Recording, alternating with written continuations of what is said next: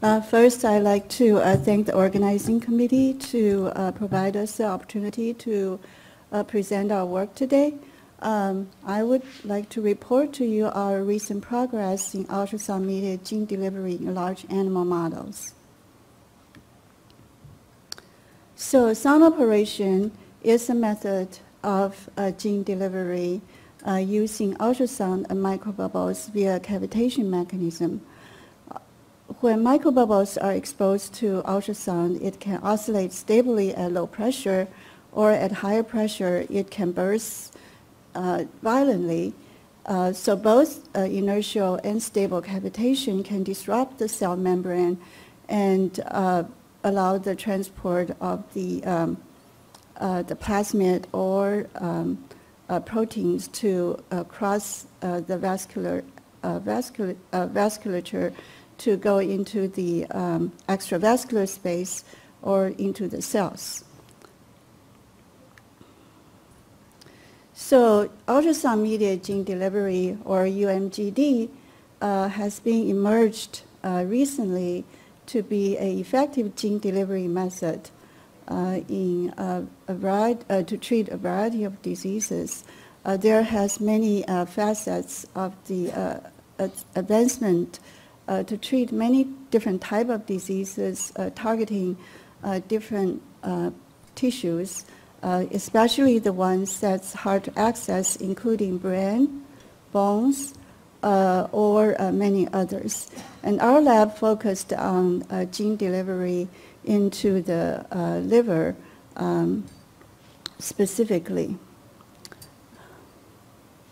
So as one of the specific technology in non-viral gene transfer, ultrasound mediated gene delivery, or UMGD, has several attributes that are ideal for as an ideal gene therapy strategy. First, the plasmid DNA cargo is very easy to prepare with low cost and toxicity.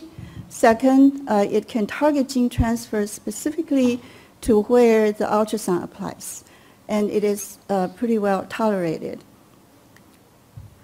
So in our initial proof of principle studies in mice, we used a laparotomy procedure. So first we make a midline incision in the abdomen of the mice, and we injected the plasmid microbubbles through the portal vein, and followed by applying ultrasound to treat the whole liver. In this fashion, with many optimizations, we were able to achieve about 700-fold gene enhancement in mice. And since then, we have proceeded to actually successfully achieve scale-up in larger animal models, started with rat and then into pigs and dogs. And with these successes, actually, we more recently, we started to develop this technology into a larger, into a more clinically relevant technique. And we focused on development of transcutaneous UMGD and therapeutic gene transfer in in the mice and also dogs. And our target disease that we focus in our lab is hemophilia. So our ultimate goal is, of course, to develop this technology into clinical hemophilia therapy to treat hemophilia patients. So just a brief introduction that when we use the laparotomy procedures, we have to overcome quite a few obstacles in order to scale up to the dog liver in large animals. So these work were previously done by Misty Noble and Xuxian Song in the lab at the time. So we had to develop particularly a transducer that has a larger footprint due to the increased volume and areas of the liver. With our collaborators in Sonic Concepts, we were able to develop a transducer that can produce 2.7 megapascal peak negative pressure with a footprint of about 54 millimeter wide diameter. And using this transducer and laparotomy procedure, and this is to treat the liver with the transducer on the surface of the liver, we were able to achieve a significant enhancement in the dogs, enhancement of gene delivery in the dogs. So we then further developed, since higher peak negative pressure can promote higher gene expression, so we continued to develop semi-focused transducer to achieve this purpose. And as you can see in this slide, we were able to show, higher gene transduction with higher pressure. So with these successes, come to the focus of today's talk is that we ask the question, how can we really develop this technology towards a more clinically relevant and feasible approach? Of course, laparotomy or open surgery is very strenuous on the subjects and is quite undesirable.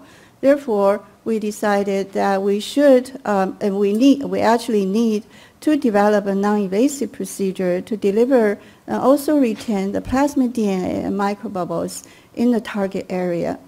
And similarly important, we also need to devise a suitable ultrasound system, transducers, and also optimize our ultrasound parameters for transcutaneous UMGD in order to achieve high enough or sufficiently high pressure in order to attain effective gene transfer. And next, we also thought about the question that if we have a plasmid constructs that can yield high expression levels, that would be highly desired for non-viral gene transfer. And of course, we also need to explore appropriate injection volumes and improve our microbubbles and microbubble concentrations.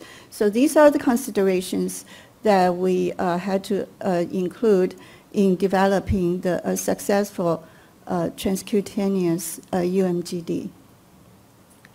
Of course, nothing is as simple as it occurs, because initially we thought, oh, this should be really, since we already have very good success in the large animals, this should be very straightforward. But apparently the first obstacle we encountered is the design of a suitable transducer.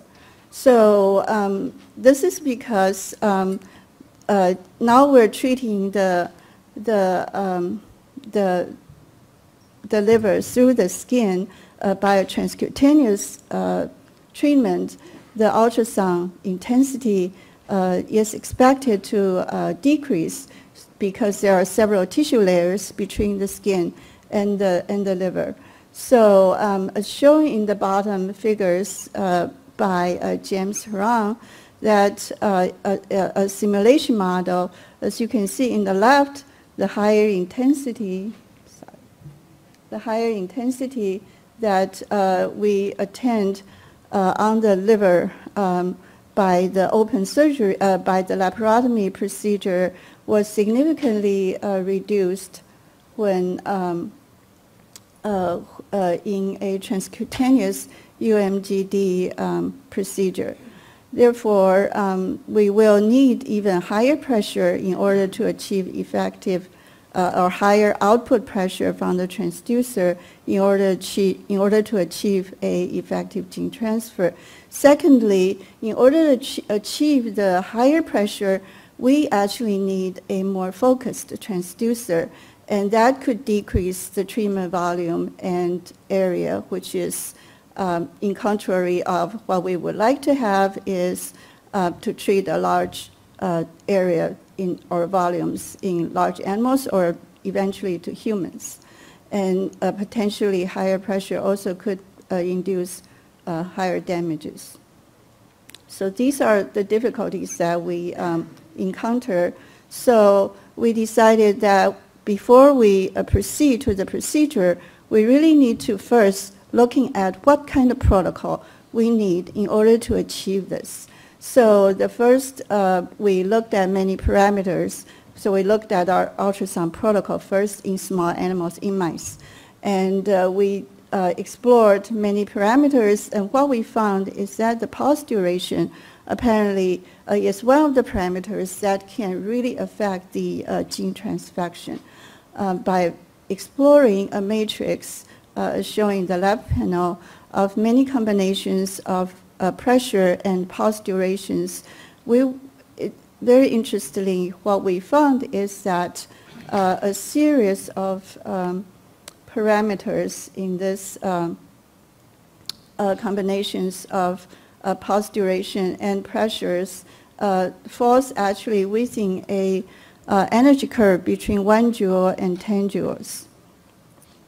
And also with several of these conditions at lower pressure, longer pulse durations, we were able to achieve higher gene expression and also produce lower transaminase levels, indicating less tissue damage.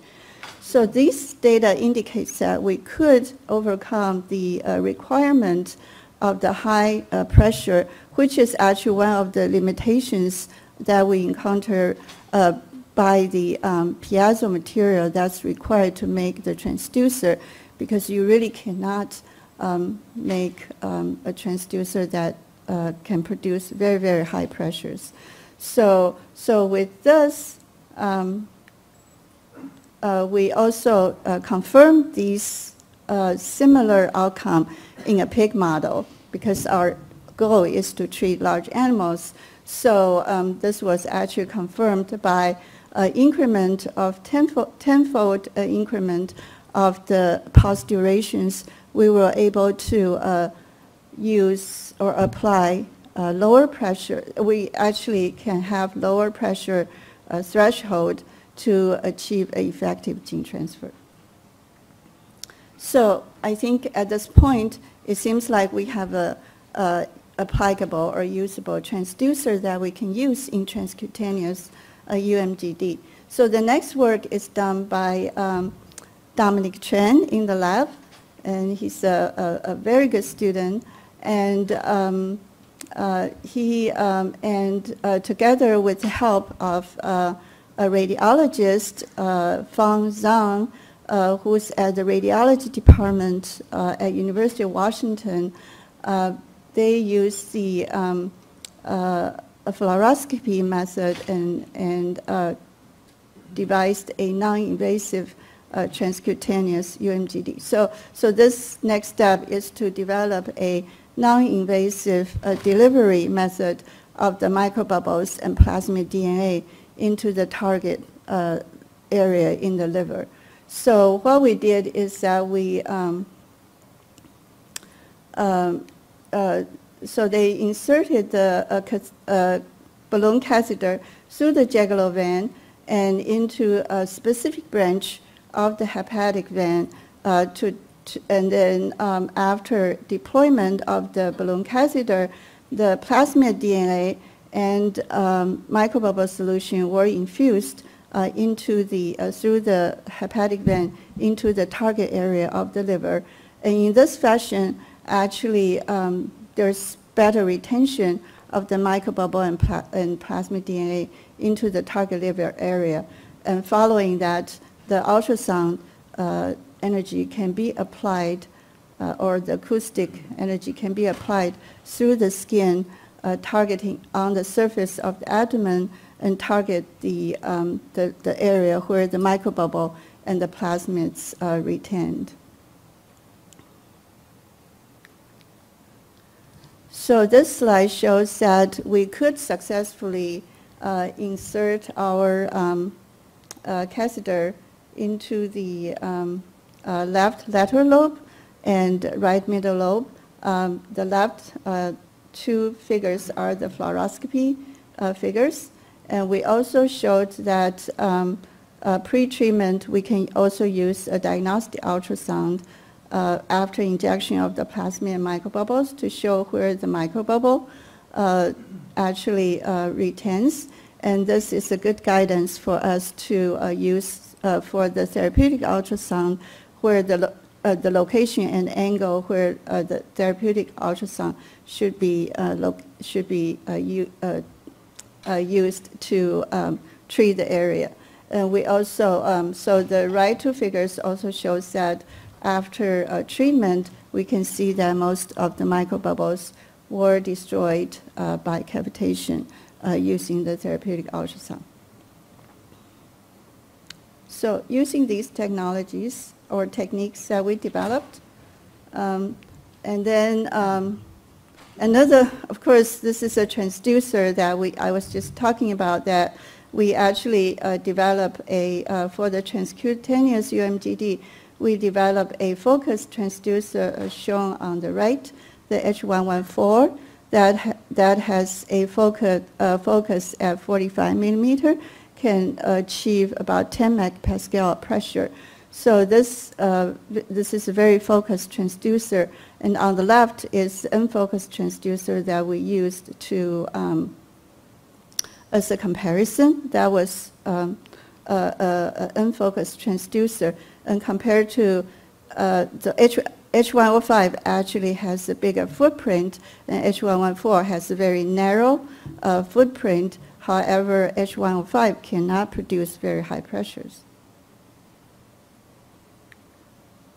So these are the conditions that we used in 6 groups of the treatment in the pigs, and with increasing pulse length and decreasing, combination of increasing pulse length and decreasing of the peak negative pressure.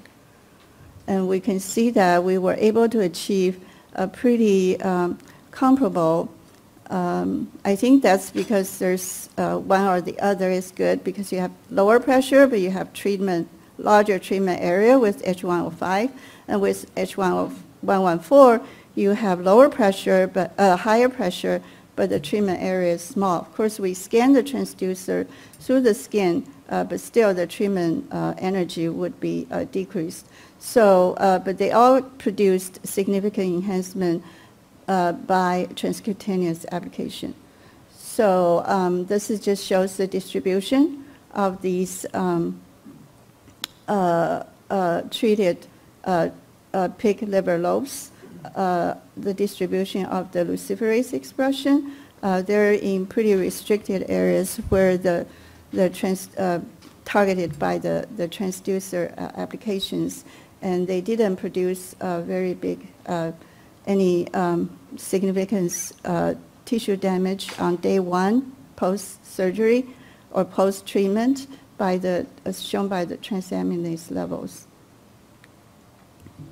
And we continue, this is ongoing work, we continue to try to balance that we want higher pressure, but we also want good treatment area. So this is just to show you our next generation of the transducer we're making, the 5-element XDR106. The 10-element has too shallow a focus, so it didn't work very well. And this to show that HDR106 with the 5-element actually can treat much larger areas, as shown here, and it has a very good distribution of the gene expression. So as a summary, comparable or higher transgene expression with less transient liver damage was achieved using lower ultrasound pressure and longer pulse duration. And we have developed a minimally invasive procedure to develop plasmid DNA microbubbles involving fluoroscopy and ultrasound imaging guidance. And there's significant gene enhancement by using a transcutaneous UMGD technique. So, of course, the next phase that we really want to achieve is to how we can develop this technology to treat a target disease, such as hemophilia A. So it's just a very short introduction, because I think most of you know that hemophilia A is a deficiency of blood coagulation factor A, and the patients were treated by frequent infusions of factor VIII, and that is very costly and inconvenient. and gene therapy should improve significantly the outcome of this therapy. And so that comes to the point that, to our third point, is that before we really do a therapeutic treatment, we need to know which plasmid is most suitable. So we first did is that we tried to investigate where is what cell is the target cell that actually were transduced by the UMGD technique. So this is done in mice. And then we used the reported UMGD of reported genes, and we found that most of the gene expression was detected in hepatocytes. And therefore, we actually incorporated the human factor, B-domain deleted human factor VIII into our liver-specific construct. And after UMGD in mice, actually this is in humane mice, we can achieve about 10 to 15% factor VIII activity after UMGD. However, this is not enough because as you're in non-viral gene transfer, you know that we need higher expression initially in order to achieve more permanent expression because plasmid exists in episomal forms. So so we're very lucky to obtain a variant factor VIII from Wei-Dong Xiao at Temple University with 10 amino acid substitutions in A1 domain. And as you can see on the right panel, we can produce, after UMGD in hemophilia A mice, we can produce significantly higher gene expression in the mice. So finally, we have everything ready, and then so we decided, yes, we're going to try the use the transcutaneous UMGD to deliver the high expressing factor VIII plasmid into a canine model. And this work was presented by Alexander Novak Hatko in the lab in a previous oral session on Monday, and he did a very nice job. So I'm just taking some of the data that he presented here.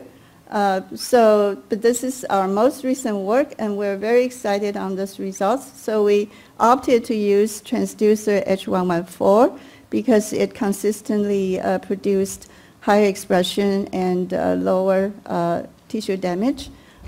We used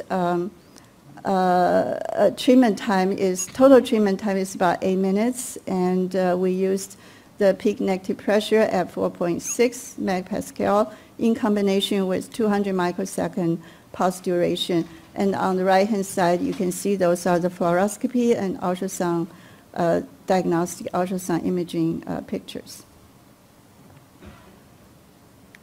So after transcutaneous UMGD of this high-expressing factor VIII variant plasmid in the dog liver, we treated a total of 4 dogs, and each dog we treated 2 lobes using H114. And as you can see that in all 4 dogs, therapeutic levels of factor VIII was achieved, ranging from about 10% to 35% initially.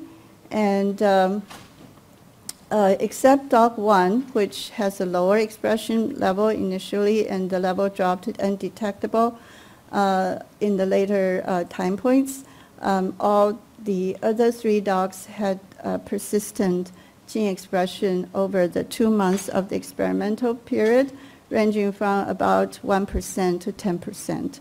And these nice assays were performed by Megan Manson and Junyu Chen in the lab.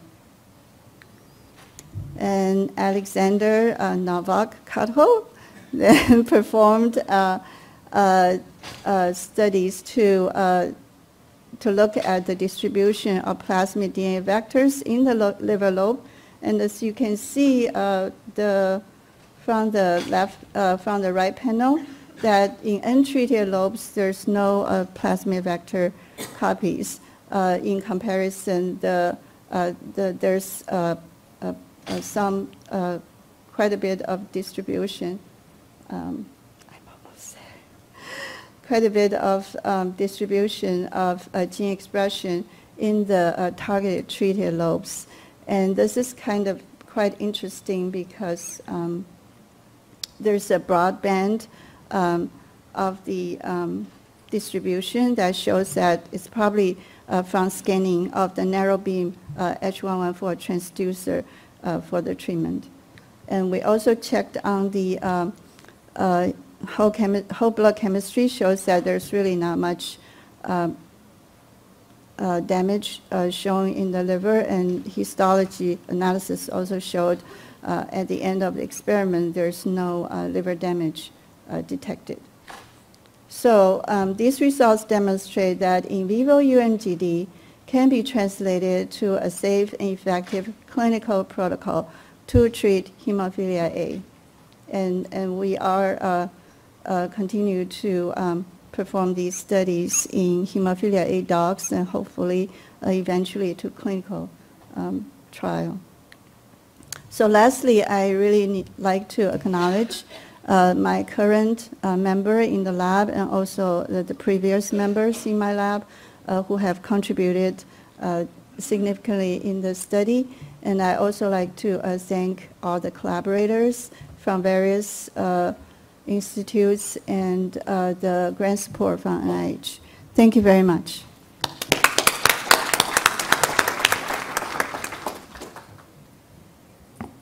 Now we're ready to have question answer sessions. Yeah, hi, Carol. Congratulations. It looks like you're getting really close to where you want to go. So I had two questions.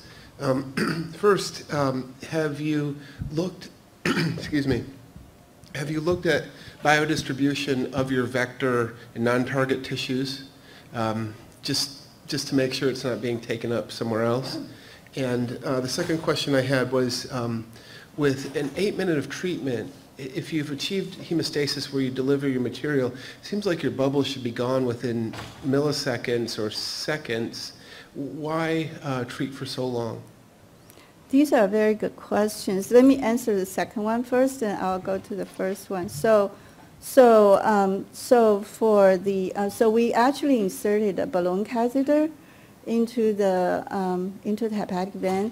So we actually tested this using diagnostic ultrasound prior to our actually experiment. So you can see if you inflate the balloon, the microbubbles stays in the place for a very long time. So that's how we can retain the plasmid and the microbubbles in the treatment area. And that's why we needed the longer. That allowed us to have longer period of time that we can using the ultrasound treatment. And the first question is, I kind of lost it. So what was the first question? Whether DNA goes to other organs. Oh yes, that's very important. So we will try to do that. We haven't done that, but I think one thing you have to realize is that if you just inject plasmid DNA, you don't really get much transfection. But since the only place that we treat it are the target lobe areas, so I think that's one of the. I think you would agree with me. That's one of the significant benefits of ultrasound mediated gene transfer is that you can really just treat that particular area with the ultrasound. That's where the transfection would occur. So we would think that there's very less likely chance that we'll see a lot of transfection somewhere else. But you're right, we should do these studies, and that is important. Yeah. Hello, Carol. Hi. Nice progress. I wonder, in the dogs where the expression was decreasing after a few days or a few weeks, could you correlate it with some kind of immune response against the human factor VIII? Yes, we actually tested the anti-factor antibodies, and we didn't. I think the reason, so it depends on what model you use. So this is normal dog only, not the hemophilia A model. So in hemophilia A mice, we've done this experiment. Let me go back one step. So in patients, serious hemophilia patients with without any factor VIII, 30% of the patient will develop inhibitors and 70% will not. And so some of the patients are all actually tolerized to factor VIII. But in the dog, this dog actually has canine factor VIII, and canine factor VIII is very homologous to human VIII. So in the ELISA, Junyu is actually here, we actually use human factor VIII specific ELISA to detect human VIII in the normal canine. So because they're so homologous, we felt like the reason they don't produce inhibitors and we can see persistent expression is because they're probably tolerized to human factor VIII as well. So initially we thought we have to do immunomodulation, but we didn't have to. So that was actually kind of nice, so we can follow it for longer term. Okay, thank you. Yeah. Because of time, let's move on to next speaker. Thank you, Carol. Thank you.